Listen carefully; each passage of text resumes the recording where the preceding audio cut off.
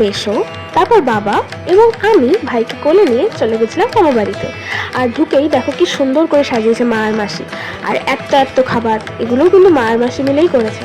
প্রায় 15টারও বেশি আইটেম করেছিল জামাইদের জন্য। আর তারপরই জামাইদের বসিয়ে শাশুড়ি তার দুই জামাইকে আশীর্বাদ করলো। আর তারপরে করলোই পাখার হাওয়া।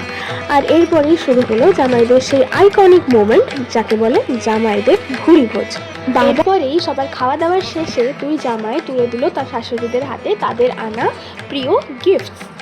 আর শুধু গিফটই নয়, তোমরা এখানে দেখো কেমন সুন্দর করে দুই জামাই তার শাশুড়িকে প্রণাম করছে। আর এই ছোট্ট বাচ্চাটিকে দেখছো, এটি হচ্ছে আমাদের ভাই। ও খুব এক্সাইটেড ছিল এটা দেওয়ার জন্য।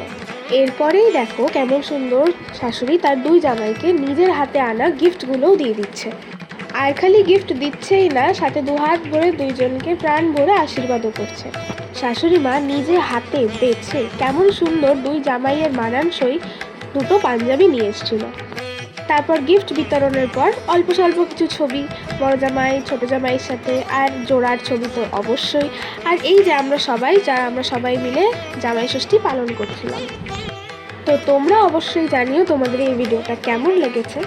তাহলে আবার দেখা হবে নতুন কোনো টপিকে, নতুন কোনো বিষয়।